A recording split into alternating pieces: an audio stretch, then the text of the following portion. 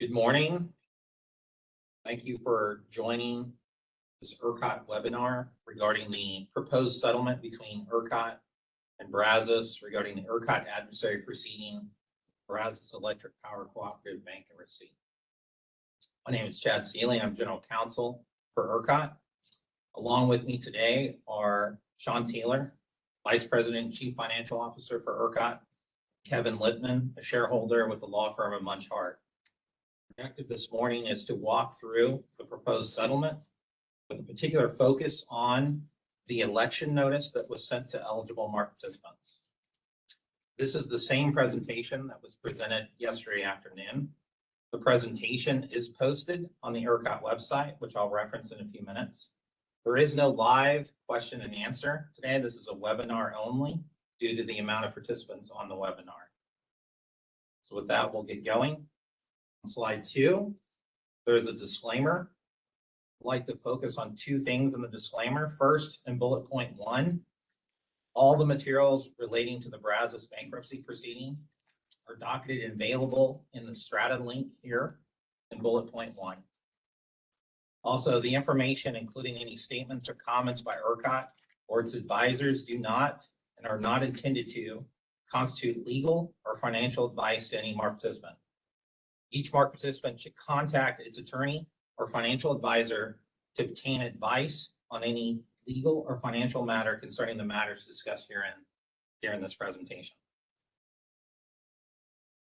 Slide 3, I wanted to recognize the ERCOT team and advisors that have been involved in this matter since March of last year. You see here on slide 3, the ERCOT team members, along with 3 advisory team firms, the law firms of Munch Hart and Winstead, along with our financial advisor, Alex Partners. There were many other team members, both on the ERCOT team and the advisory teams that have supported ERCOT on this 18-month endeavor with Brazos to get to where we are today. And I want to extend my thanks to those individuals that have helped us. On slide 4, a couple of logistical matters before we get into the substantive part of the presentation. As indicated earlier, there is a dedicated web page for the Brazos ERCOT settlement and has been established at the location referenced here on slide 4. You can go to About ERCOT, Legal, and Brazos. This is where we will post all materials, including an audio recording of this presentation later this week will be posted at this web page. All market notices and this presentation are included at this location. We've also set up a specific ERCOT.com email address for questions to come in through the MP election notice at ERCOT.com. We have received a few set of questions which we'll try to incorporate into the narrative today. Otherwise, we will have a dynamic question and answer document that'll be available at the webpage throughout the election notice process. So as market participants continue to evaluate their election notice, if they have any questions, please use this email address. This will be the exclusive email address to submit your forms and to ask questions on the ERCOT Brazos settlement. Yesterday on September 20th, eligible market participants received an election notice form uploaded to their requested information folders on the MIS certified area. We also sent notification to the eligible market participants, authorized representatives, and backup authorized representatives. So those forms were available on the certified area. Those forms have been pre-populated with the claim amount for each eligible market participant. And we will discuss the contents of that form later in the presentation. Most importantly, the deadline to return the election notice form to ERCOT is October 21st, 5 p.m. Central Time. And you will hear us talk about this deadline multiple times throughout this presentation. Again, October 21st, 5 p.m. Central Time is the deadline, and you must submit the form to the dedicated email address referenced on this slide. So this morning's presentation will cover the background of Winter Storm Uri and the shortfall to the market, the settlement overview between Brazos and ERCOT, the primary funding sources for Brazos short pay claim recovery, an ERCOT settlement summary of where we are today, And then we will walk through the eligible market participant election notice and talk about next steps. So let's begin with the background. The Winter Storm Uri shortfall. After the storm, there was a financial market-wide shortfall of approximately $2.9 billion. And that $2.9 billion could be broken into three buckets. The Brazos short pay of approximately $1.9 billion. And Brazos is in bankruptcy. Rayburn Electric Cooperative had a short pay of approximately $600 million. Rayburn did use Senate Bill 1580 securitization to pay off that claim, which we'll talk about later. And terminated entities short paid about $400 million. And ultimately, the legislature passed House Bill 4492, and ERCOT was able to detain liquidity through Subchapter M securitization and pay the market back for that. So if you look at the entire market-wide shortfall of $2.9 billion, and if we had no opportunity for a settlement with Brazos and weren't able to recover anything, or the legislature was not able to come up with securitization mechanisms, then ERCOT would have used the protocol section 9.19.1 process, which is our market recovery mechanism through the default uplift process to recover any shortfall from the market. The rules require that that be limited to $2.5 million per month. And based upon a $2.9 billion shortfall, it would have taken approximately 100 years to recover the full market-wide shortfall. On the last point on slide 6, you see that the 2.5 million times 12 per year results in $30 million. And that's why it would take 100 years to recover that shortfall. I'll now turn it over to Sean Taylor to talk about slide 7. Thanks, Chad. On February 21st, 2021, PUC issued an order which excluded allowing ERCOT to temporarily use congestion revenue rights or CRR funds to reduce the amounts short paid to market participants. To help alleviate the market participants' potential liquidity issues during the Winter Storm Uri period, $800 million of CRR funds were temporarily advanced to market participants for those amounts owed. That $800 million was allocated to market participants on the February 26, 2021 invoice payout date. It was allocated in accordance with protocols, which means that the ratio share calculating for each market participant was taking the market participant's credit invoice amount and dividing that by the total of all credit invoices for all market participants for that invoice. Then it takes into consideration all activity on that invoice date.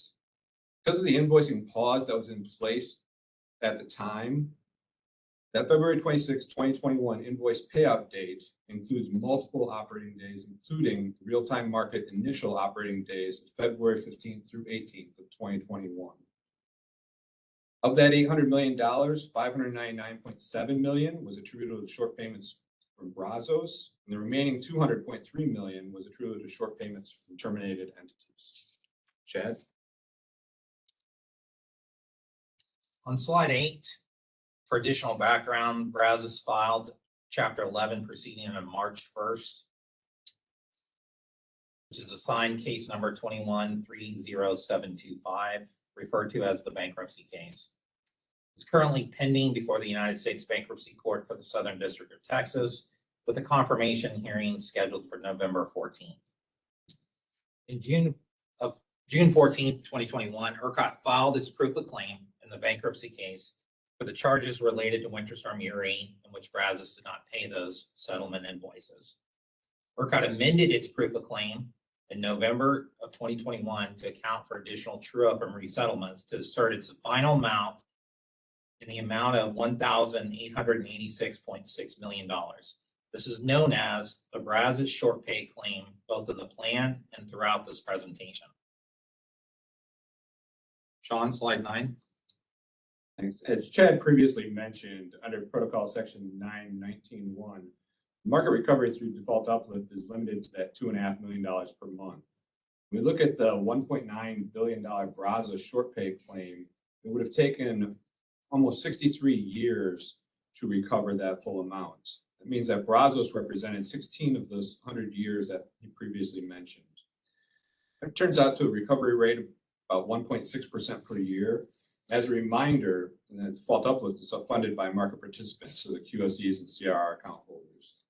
If you look at the chart at the bottom of this page, we can see how that recovery appears across time. You can see that by the time we reach year 30 of this process, you still are under 50% recovery for the full 1.9 billion, and then reaching the 63 years, that 100% recovery of that 1.9 billion through that default uplift process. Back to you, Chad. So on slide 10, as we continue with the background, the legislature in the last legislative session recognized the tremendous amount of market-wide shortfall and stepped in with 2 legislative acts to help the wholesale market. In May of 2021, the legislature passed House Bill 4492 and Senate Bill 1580. House Bill 4492 had 2 subchapters. Subchapter M, which ERCOT refers to as Maine, allowed ERCOT to securitize $800 million to cover Winter Storm Uri defaults of terminated competitive market participants and to partially replenish the CRR funds that were temporarily advanced to market participants. So in November of 2021, after proceeding with the commission to obtain a debt obligation order, ERCOT got $800 million, in which it was privately placed with the Texas Comptroller, those bonds. The net proceeds were distributed to market participants in November, and they were used to partially replenish the CRR funds. As part of the negotiation with the Texas Comptroller, ERCOT was able to obtain prepayment rights for the first 3 years in order to pay down any M bonds in which we recovered proceeds. The other key part of House Bill 4492 was subchapter N, which ERCOT refers to as Nebraska. This was $2.1 billion that was securitized through a 144A transaction, and those proceeds went to load-serving entities and customers with liquidity issues related to Winter Storm Uri charges. The subchapter N transaction has nothing to do with the Brazos ERCOT settlement.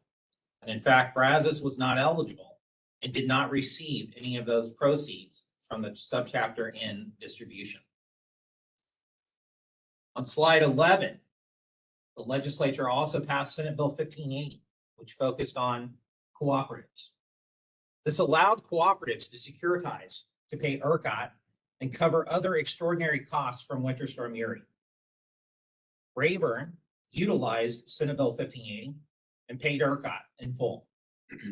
And then ERCOT paid the market participants in full in February of 2022. Brazos and its members are utilizing Senate Bill 1580 securitization as a source of funds for the planned distributions. In slide 12, the ERCOT adversary proceeding. So in August of 2021, Brazos filed an adversary proceeding against ERCOT, alleging, among other things, that ERCOT's Brazos short pay claim, the approximate $1.9 billion claim, should be disallowed or greatly reduced by approximately $1,124.3 million. Now, this was the maximum amount that Brazos was alleging that the claim should be reduced. And this was part of the litigation risk that ERCOT was facing as it headed toward trial in February of this year. Brazos also alleged that the short pay claim should be reclassified as a general unsecured non-priority claim. And in fact, through dispositive motions prior to the trial, the bankruptcy judge had already ruled that a large portion of the ERCOT claim would be reclassified as a general unsecured priority claim. ERCOT was going to proceed forward with defending the remaining portion of the claim during trial, that it was a priority administrative claim. The litigation and the adversary proceeding lasted for several months. Intensive discovery and depositions and expert witnesses. And there were several market participants that intervened to participate in the ERCOT adversary proceeding. They are known as the defendant interveners. On slide 13 is a list of the defendant interveners that participated in the litigation.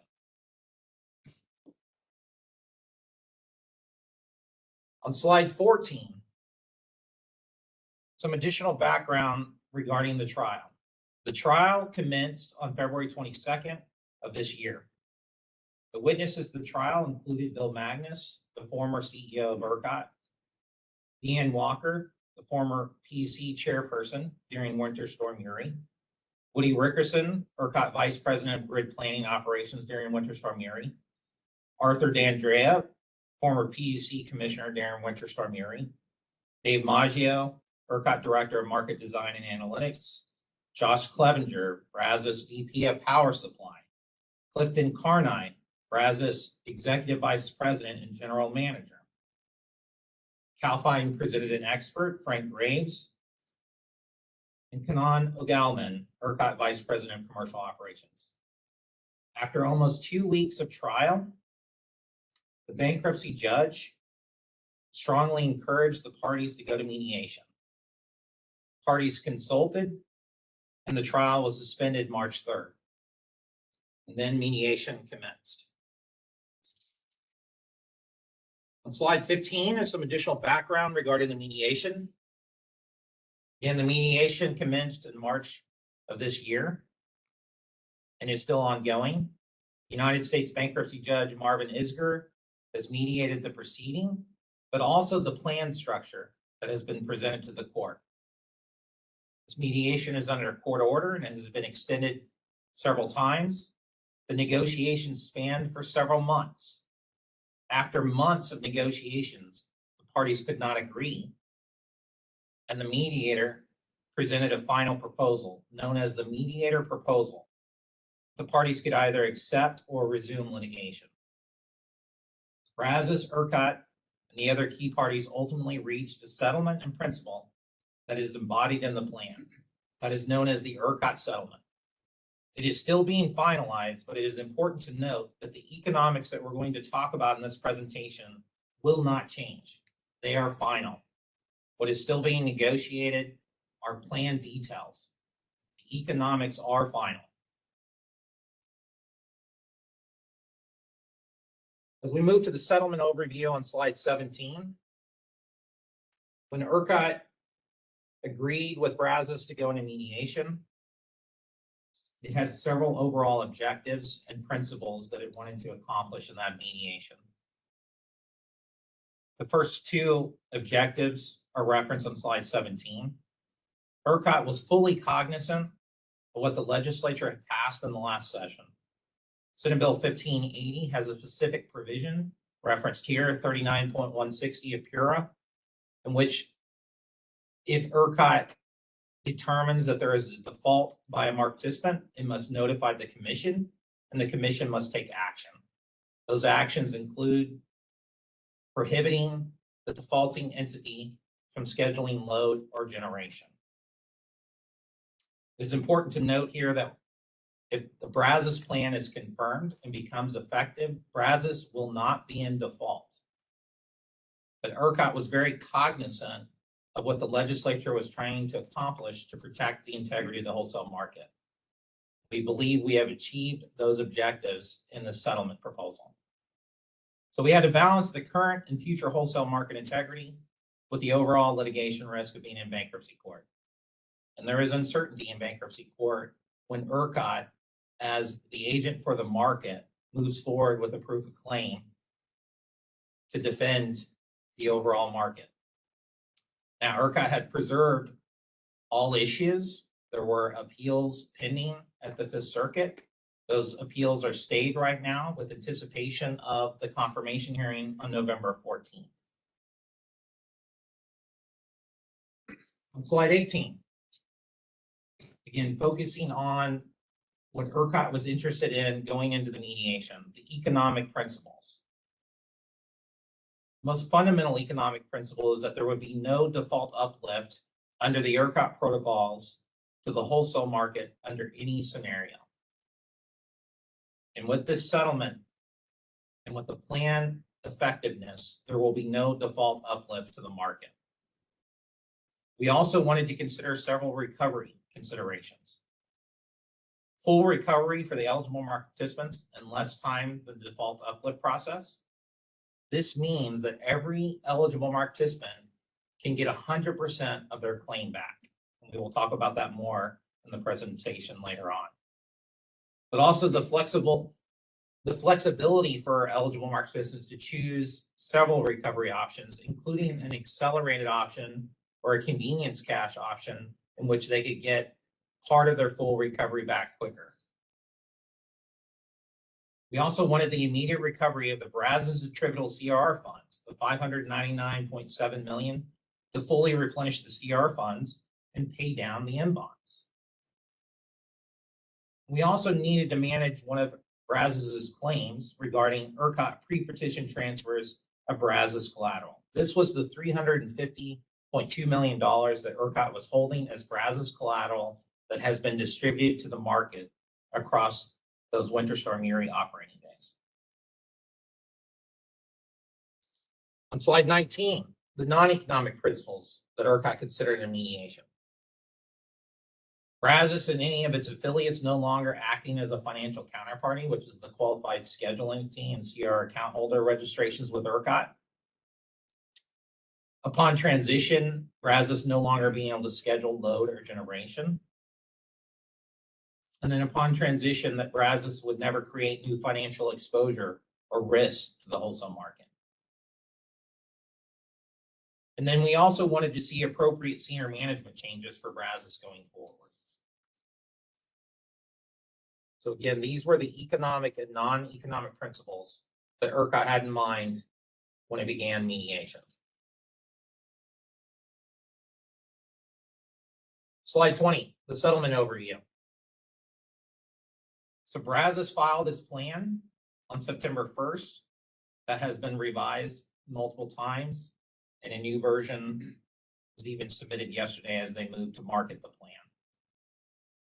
ERCOT will continue to negotiate with Brazos on the plan details, but again, the economics are not changing.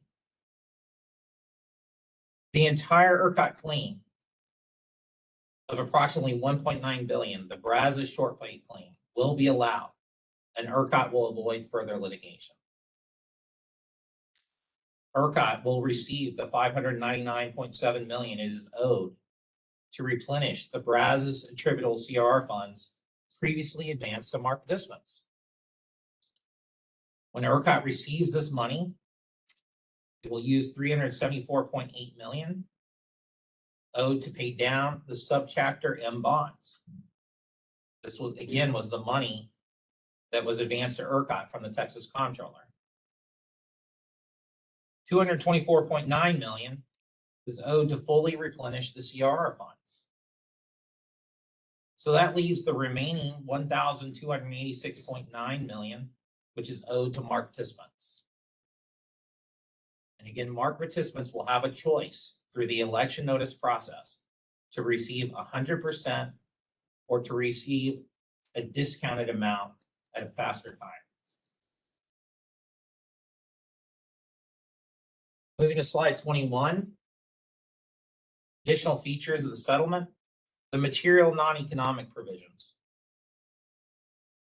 Brazos will no longer be a financial counterparty with ERCOT. It will remove its queasy and CR account holder registration functions with ERCOT upon completion of the transition. Brazos will stop scheduling load by March 1st, 2023. Brazos will sell all owned generation assets. It will stop scheduling its own generation by no later than 1 year from the effective date, even if it has not sold those generation assets at that time. Brazos will retain pre-power purchase agreements. These are known as the retained agreements, but they must be scheduled through a third-party non-affiliate queasy starting March 1st, 2023. And there are certain post-effective date changes in Brazos senior management. Those senior management changes are referenced on slide 22. And additionally, no current or former Brazos employee and its power supply or generation functions may become a principal Brazos in the future as defined in the ERCOT protocols. Slide 23. Continuing with the settlement overview. The market participant settlement options that I've referenced. So settlement payments to the market participants owed on an allocable portion of the Brazos short pay claim, these are known as the eligible market participants, will be made in accordance with the elections noted below. Option 1, the market participant accelerated cash recovery. This is known as the accelerated recovery. Option 2, the market participant deferred cash recovery, known as the deferred recovery. Option 3, the market participant convenience cash recovery. And option 4, the allocation of the eligible market participant share between option 1 and option 2. We will go into detail in the remaining slides around these 4 options so that market participants are informed on what to consider. I'll now turn it over to Sean Taylor to begin the discussion of the various options. Thanks again, Chad. Starting on slide 24, now we're talking about the $1.3 billion for market participant claim recovery and those options. Slide 24 starts with option 1, which is the accelerated cash recovery option. This option allows an eligible market participant to recover a lower nominal amount, but at an accelerated rate versus the deferred recovery option. Look at the chart at the bottom. We see that there are 3 components of the accelerated cash recovery option. The first is the initial market participant cash payment. So that's approximately 43% recovery, and that's on the effective date. The second is the additional market participant cash payment, which is paid on generation sale closing date. That represents an approximate 9% recovery. And the third component of the accelerated cash recovery is the installment market participant cash payments. Those are 12 annual installments beginning on the first anniversary of the plan effective dates. A little bit over 1% per year, a total of 13% recovery. In aggregate, those represent a 65% nominal recovery received over 12 years for market participants selecting the accelerated cash recovery option. Moving on to slide 25, still talking about the $1.3 billion of option number 2. It's the deferred cash recovery option. So this option allows for full nominal recovery of all amounts of your allocable share of the short pay claim. Looking down at the charts, we can see that what the recovery looks like across time, from the effective date out to multiple years of this plan. This allows for is full recovery over 30 years. You can see in the green line chart in the box on the left, it shows the deferred recovery annual amounts, which represent 100% full recovery of the claim amount in total. For years 1 through 5, it's a little bit over 2.25% of the claim. Years 6 through 25, a little bit over 3.33%. And the final 5 years, 26 through 30, represent approximately 4.4% per year. Also shown on this chart is the default uplift annual payments that would have been charged if this was going through the default uplift process. That would equate to approximately 2.3% of total recovery value per year.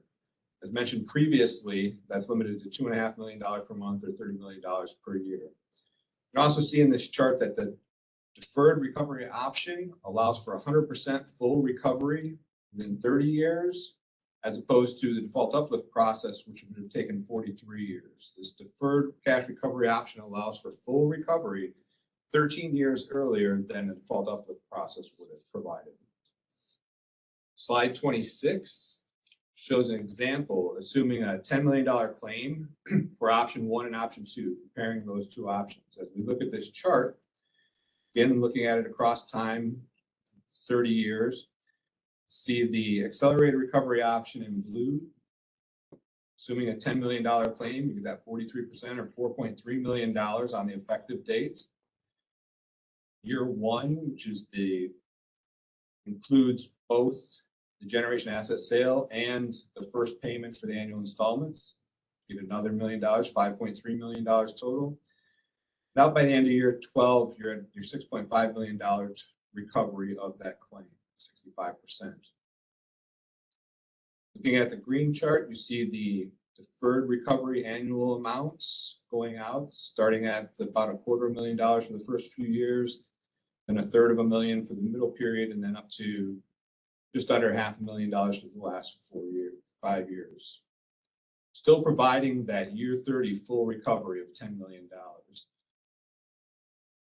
See the impact of the cash flow up front when you look at the year 1 effective date. If you accept the accelerated recovery option, you're at about $5.3 million, versus if you're in the deferred recovery option, you'd only have about $250,000 at that same point in time.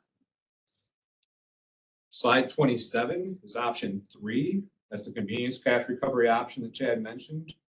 As a one-time cash payment on the effective date of the plan, it's an amount equal to 63% of the lesser of the allocable share of the Brazos short pay claim and $10,000. There are 387 eligible market participants who have an allocable share of the Brazos short pay claim that is less than or equal to $10,000. Again, this is a one-time payment on the effective date. Slide 28 is option 4. This is the ability to allocate a portion of the claim between option 1 and the other portion to option 2.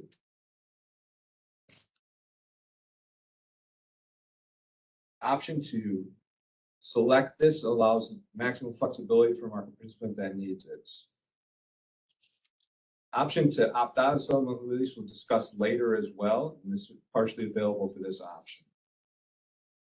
Slide 29 shows an example of option 4, assuming that same $10 million claim that we showed for 1 and 2 earlier. Looking at this table at the top, the first column shows the allocation percent between option 1, the accelerated recovery option, and option 2, the deferred.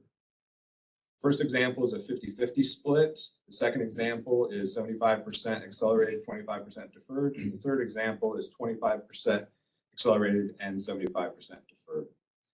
Column 2 shows the total claim amount, which is $10 million in each case. Column 3 shows the option 1 claim amount, as well as the nominal recovery, which is 65% of that claim amount. In the case of the example 1, you see the $5 million of claim amount, 65% of that being $3.2 million of nominal recovery. Column 4 shows option 2, deferred claim amount, which is 100% of the claim for nominal recovery. So you see the numbers are the same for both the claim amount and nominal recovery. In the case of example 1, that's $5 million. And the final column is the total nominal recovery, which is taking 65% of the option 1 claim amount and 100% of the option 2 claim amount. In case of the 50-50 split, that results in an $8.2 million total nominal recovery across 30 years. Look at the chart at the bottom of the page. It shows graphical representation of what that recovery looks like across time. As you would expect, the larger percent of the accelerated option you choose, the more upfront cash you get in. Larger percent of the deferred option you choose, the higher your total nominal recovery after 30 years. Moving on to slide 30 to show the impact of the ERCOT initial cash payment of $599.7 million on this full $1.9 billion Brazos short pay claim recovery. When we include that initial cash payment, the nominal recovery on the $1.9 million is approximately 76%. You see that in the chart at the table at the bottom of the page. This chart is using the same structure as we saw previously for the accelerated and deferred comparison, except that this is including that initial $599.7 million initial ERCOT cash payment on the effective dates. So in the case of the accelerated recovery option, that initial effective date recovery is 61%, and then across year 12 grows to 76%, assuming everyone selects from their option of the 1.3 billion, every one of those market participants selected the full Brazos, the accelerated recovery of the Brazos short pay claim. We look at the deferred, that assumes that initial $599.7 million initial ERCOT payment is made on the effective date, and then it is assuming every market participant selected deferred, that grows to 100% nominal recovery of the full $1.9 billion Brazos short pay claim. Also see in the box at the bottom of the page, the use of the $599.7 million. As Chad previously mentioned, $374.8 million of that goes to pay down the M bonds, which ends up reducing market participants' monthly bills. We have the window that was negotiated in which we can prepay those bonds without penalty. Prepaying this amount on those bonds represents greater than 45% of the principal balance of those M bonds. Second use is $224.9 million, which fully replenishes the CRR funds. And that eliminates the need for any future charges to replenish those CRR funds. Moving on to slide 31, we start the next section, which is talking about the primary funding sources for the Brazos short pay claim recovery. Slide 32 identifies the three funding requirements that Brazos is estimated for making payments. We'll talk about each of these in more detail on following slides. But in summary, there's $1.15 billion that's on the effective date. There's $116.6 million on the generation asset sale date. There's $166 million over 12 years funded from the transmission and distribution operations. $599.7 million of that $1.15 billion is paid, that's paid on the effective date, replenishes CRR funds and pays down M bonds. The remaining allocable portion of these amounts are paid to ERCOT, who will then subsequently pay eligible market participants on the relevant dates for the accelerated recovery and the convenience cash recovery options. It's very important to note that the remaining amount is funded into a designated escrow account for payment for the deferred recovery option participants. Slide 33 shows that Brazos has assumed its funding requirement is the same irrespective of which option eligible market participants select. See a graphical representation of the funding across time in the chart at the bottom of the page. You note that it is very similar to the accelerated cash recovery option timeline. So on the effective date is where we have the $553.8 million and the $599.7 million being funded for that total of $1.15 billion. Then we have the 116.6, which is funded on the generation sale closing date. The outside date of that is listed 1 year after the effective date. And then finally, we have the $166 million funded across 12 years in equal annual payments, approximately $13.8 million, beginning on the first anniversary of the plan effective date. This funding assumes, Brazos has assumed a 3% annualized return on the amounts funded into the escrow account, and any shortfall would require additional funding from Brazos to make up that difference. Slide 34 discusses the first funding source. So the primary source of the funds for the $1.15 billion due on the effective date is the repayment of Brazos member temporary affordability allowance or TAA balances. Those are the outstanding amounts due from Brazos members to Brazos.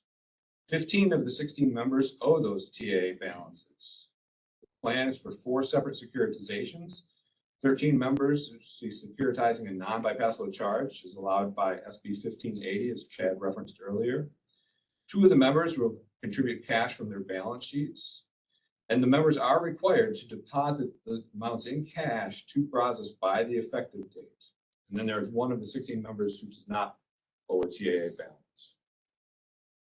Slide 35 is the second funding source. The primary source for the funds for the $116.6 million payment on the generation assets sale date is the proceeds from the generation assets. There are 3 generation assets to be sold: Jack County, R.W. Miller, and Johnson County.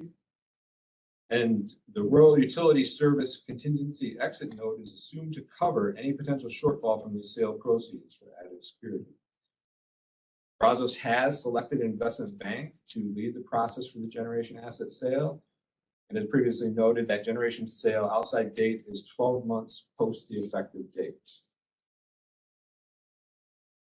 Final primary funding source is on slide 36. It's the funding from the T&D operations. That's $13.8 million per year over each year for 12 years, beginning on 1 year after the effective dates. That total is $166 million. Because Brazos will be selling its generation assets, the funding is assumed to be provided by T&D operations. 12-year financial projections that Brazos provided fully account for the payment of these fixed payments. And the following pages discuss the implications of a failure to pay, and I'll turn it over to Kevin to discuss plan default.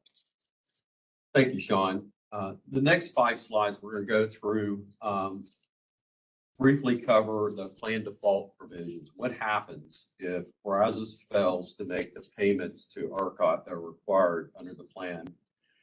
By way of update, when those slides were prepared, it was based upon the current negotiations with Brazos. Brazos late yesterday filed an updated plan, and so what you're going to hear discussed is included in the updated plan. The failure of Brazos to pay any portion of the payments to ERCOT is a plan default. If a plan default to ERCOT occurs, it effectively can be broken down into 2 buckets. If the default occurs during the first year of the plan, or if the default occurs in any period after the first year of the plan. And as we mentioned before, and to restate it, ERCOT will not use the default uplift process to pay the amounts due to market participants if Brazos fails to make a plan payment. Let's turn to slide 38. This slide discusses any default that may have happened during the first year of the plan. If Brazos is unable to make any payment during year 1, it is required to give ERCOT a written notice 7 days before such payment is due, and we refer to this as the plan default cure notice. And there are certain requirements that must be included in this notice, and that includes a confirmation that the Brazos board has authorized Brazos to sell a portion of its T&D assets, or alternatively, obtain other financing reasonably likely to result in enough proceeds to cure such plan defaults. The notice should also provide information related to the timing of any transactions. After the delivery of the notice, Brazos is required to use commercially reasonable efforts to promptly market and sell the applicable T&D assets or otherwise obtain the financing. And then lastly, during this process, Brazos is required to give ERCOT reasonable access to non-privileged information and documents concerning its efforts. Turning to slide 39. If the year 1 payments due to ERCOT are not paid on or before what is called the interim distribution deadline, which is 1 year following the effective date, the unpaid portion of the defaulted payments will accrue interest at a rate of 6% per annum from including the effective date through the interim distribution deadline, and then thereafter 8% per annum until fully paid. During the first 90 days following that plan default, there is a standstill where ERCOT cannot enforce any rights or remedies at that time. However, ERCOT does have the right to file what is referenced as an enforcement motion with the bankruptcy court, but that hearing on the motion cannot be heard until after the 90th day. And the enforcement motion effectively will be ERCOT asking the court to declare a plan default and allow it to exercise any remedies it may otherwise have, including specific performance under the plan. Turning to slide 40. This slide discusses what happens if there's a default after year 1. It's effectively the same thing with respect to defaults year 1 during the first year, but the time periods are slightly different, or the stay period is different. If Brazos fails to make a payment after year 1, as with the prior default during year 1, it's still required to give a plan default cure notice 7 days before that payment is due, The same type of information is required to be delivered to ERCOT, and that is that the Brazos board has authorized it to sell a portion of the T&D assets or otherwise obtain financing reasonably likely to result in sufficient proceeds to cure the planned default. The notice must require or include anticipated timing of any transaction. And after the delivery of the notice, Brazos must use commercially reasonable efforts to promptly market and sell its T&D assets or otherwise obtain the financing, and it must provide ERCOT reasonable access to non-privileged documents and information concerning its efforts. Turning to slide 41. Here, interest on the missed payments will accrue at the rate of 8% per annum from and after the date of the planned default. However, if Brazos cures the default within the first 30 days, that interest is waived. Like before, ERCOT may file an enforcement motion, but it cannot be heard until 30 days after the following occurrence of the applicable planned default. But with any default happening after year one, the standstill period is only 60 days, not 90 days, as it was during the first year. Okay. Thanks, Kevin. We'll now turn our attention to slide 43. Focusing on the summary of the ERCOT settlement, which is part of the Brazos plan that has been filed. So if we go back to slide 17 and think about the objectives and the economic and non-economic principles that ERCOT had going into the mediation, ERCOT believes it has achieved all those goals. We believe we have balanced the integrity of the wholesale market. We have provided stability and clarity to current and future investors in the wholesale market with the outcome contained in this ERCOT settlement. Brazos will emerge from Chapter 11 as only a pure play transmission and distribution cooperative with full cost pass-through. As previously indicated, the financial projections provided by Brazos forecast sufficient liquidity to make the planned payments, and Brazos anticipates that it will continue to receive substantial financial support from the RUS. As a transmission and distribution wires company, Brazos is expected to reflect the level of risk that is associated with wires cooperatives in the state of Texas. On slide 44, eligible participants have the benefit of several key protections. The effective date payments, a successful securitization process, and sufficient cash to make the effective date plan distributions will be required for Brazos to merge from Chapter 11. Brazos has indicated to the court that it anticipates an effective date by no later than the end of the year. Similar securitization structures have been done with Rayburn, which received a Moody's AAA rating. The post-effective date payments. We've spoken about the payment default backstops in place, and that if there is a planned default, Brazos must market and sell transmission distribution assets or otherwise obtain financing to cure that default. And the escrow account for the deferred recovery. Brazos must place all funding sources not used to pay the accelerated recovery or the convenience cash recovery into an escrow account to fund the deferred recovery option. This banking institution will be selected by ERCOT and Brazos and have the criteria that's reflected in the ERCOT protocols. ERCOT will enter into an escrow agreement to ensure that there are appropriate protections. We will now spend the remainder of our time focusing on the eligible participant election notice.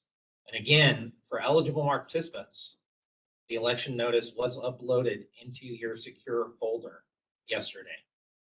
Sean? Thanks, Chad. As Chad mentioned, these next several slides talk about the mechanics of the election notice as well as the distribution of funds as we move forward. Starting on slide 46.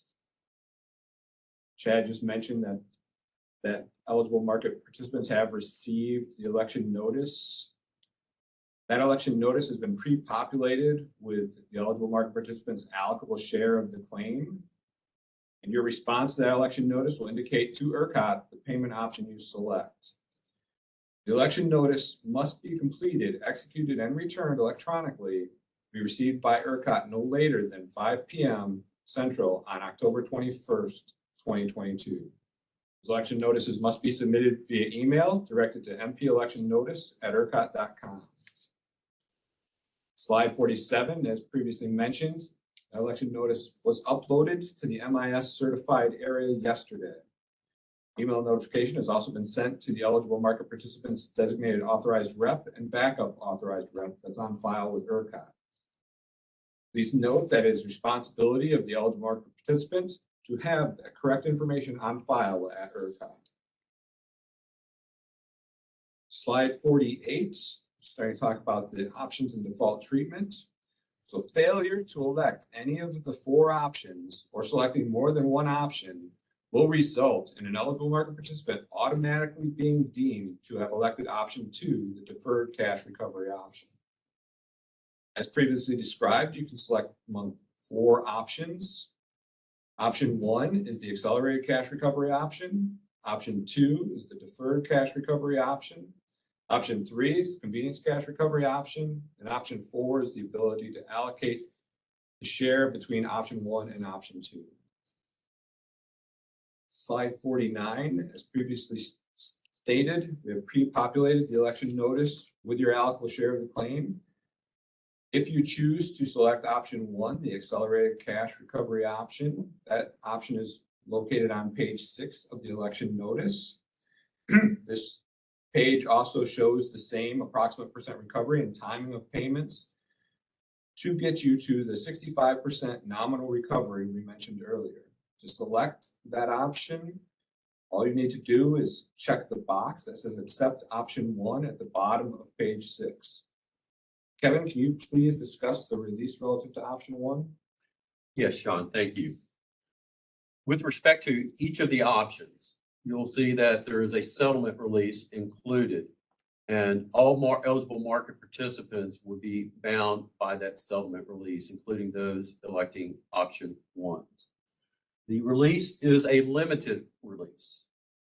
It is limited solely related to or directly arising out of the ERCOT adversary, the ERCOT claim, or the debtor's purchase or procurement of electricity or ancillary services from ERCOT during Winter Storm Uri. The parties that will be bound by the release that's in the plan will include Brazos, ERCOT, the members of Brazos, the electing market participants, and the eligible market participants receiving the options under 1 and 3 and 2 if you not have otherwise elected out of the release provision. Sean? Thanks, Kevin. Slide 50 shows how to select option 2, the deferred option, which provides 100% full nominal recovery of your allocable share. That option is located on page 7 of the election notice. You'll see the chart and table included there, which shows the approximate percent recovery per payment per year and how that adds up to your full 100% nominal recovery. To select that option, select option 2 and just check the box. There's also the additional optional release that Kevin mentioned. Can you explain how that works on this page, please? Yes, Sean. As Sean just mentioned, there is a second election that will need to be made, and that deals with the release. If you're an eligible market participant selecting option 2, the default is that you're deemed to have agreed to the settlement release. But if you do not want to agree to the release, you have the right to opt out of the settlement release merely by checking the box below, and you will not be bound by the settlement release. Sean? Thank you. Moving to slide 51, the selection of option 3, the convenience cash recovery option. This is on page 8 of the election notice. Reminder, everybody is eligible to select option 3. It provides for 63% of the lesser of the eligible market participants' allocable share of the Brazos short pay claim and $10,000. To select that option, you simply check the accept option 3 box at the bottom of that section. And this is subject to the same release that's been described in option 1. Moving to slide 52, I have an illustrative example of selecting option 4. Option 4 is the ability to allocate between options 1 and option 2 using the same $10 million claim amount that we referenced earlier, with the 50-50 split of $5 million going to the accelerated option and $5 million going to the deferred option. This is on pages 9 and 10 of the election notice. As you can see, you have to do more than just check a box on this page. You have to fill in the amount associated with option 4.1, the accelerated cash recovery, and 4.2, the deferred cash recovery. In this case, with the 50-50 split, you would put $5 million in each of those option boxes. This also has an additional section for the settlement release election. Kevin, can you explain how that works? Yes, Sean. As you notice, there is a settlement release box that you'll need to fill in. If a portion of your allocable share of the Brazos short pay claim is going to be paid out as a market participant deferred cash recovery, you will have the right to opt out from the release solely with respect to that portion that you have elected. In order to do that, you'll need to check the box where it says you are opting out of the release. And then in the bigger box, you'll need to put the dollar amount attributable to that's going to the deferred option amount that it's opting out. Sean? Moving to slide 53, some additional instructions associated with option 4. So what happens if the math does not add up? If the amounts indicated are less than the allocable share of the claim, the difference will be added to option 4.2, the deferred. If the amounts are greater than the share of the claim, the difference will be deducted from option 4.1, the accelerated. If the eligible market participant elects option 4, the eligible market participant shall maintain and provide to ERCOT at its request all documentation it has supporting the direction delivered to it by a QSE customer. Slide 54 moves on to the signature page of the election notice. It's page 11. Please ensure the form is signed and complete contact information is provided with your submission. You need the name of the eligible market participant, the signature, printing the name associated with the signature, title, telephone number, and the date completed. Moving to 55, I need you to complete all fields and submit the entire form, pages 1 through 11 of the election notice. Those fields can be populated by hand or electronically. We'll accept digital or wet signatures. The individual executing the form must have full power and authority to execute the election notice. Then you need you to submit the entire form by email to mpelectionnotice@ercot.com. If more than one timely, properly completed election notice is received by ERCOT, then the last properly executed election notice received will be deemed to reflect the eligible market participant's intent and will supersede and revoke any prior election notice. Slide 56. ERCOT will send a reply email confirming receipt of the election notice. All ERCOT email communications related to the election notice and process will come from mpelectionnotice@ercot.com. Finally, ERCOT will file the ERCOT Recovery Appendix that will document all eligible market participants' final treatment and future payment distributions to such eligible market participants. We'll file that before the Brazos confirmation hearing on November 14th, 2022. Slide 57 discusses the distribution mechanics. First, Brazos will wire funds to ERCOT for all payments due to eligible market participants in accordance with the payment schedule, which is up to 30 years with the deferred option. ERCOT plans to process funds to eligible market participants through the miscellaneous invoice process, and we plan to process those within 5 business days of receiving the money from Brazos. Those funds will be sent in accordance with the payment instructions you have on file with ERCOT. Any updates to banking instructions must be completed through the Notice of Change of Banking Information form. The updated banking instructions will be used for all payments from ERCOT, including settlement payments, collateral returns, and CRR payments. It is the responsibility of the eligible market participant to update banking instructions if they exit the market. Any money that is returned to ERCOT or rejected will be escheated to unclaimed property at the appropriate time. I'll turn it over to Chad for next steps in the summary. Okay, thanks, Sean. Turning to slide 59. ERCOT will continue to use market notices to keep market participants informed of changes to the plan. Again, it's important to note that the economics that have been presented in this presentation will not change. ERCOT will continue to negotiate with Brazos on plan details, but the economics are not changing. And again, Brazos has indicated that an effective date goal is the end of the year. ERCOT will continue to provide all information on the dedicated webpage at the link referenced here. Most importantly, eligible market participants' deadline to return the election notice form to ERCOT is October 21st by 5 p.m. Central Time. The voting deadline for the plan is October 28th. ERCOT will vote by then. ERCOT will also attend the Brazos confirmation hearing on November 14th. And as Sean indicated, ERCOT will file the ERCOT recovery appendix prior to this date that will reflect all payment and distributions to the eligible market participants. The last slide is the calendar of the key plan dates that we've already talked about.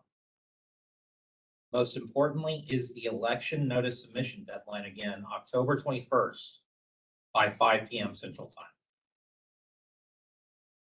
With that, we thank you for participating.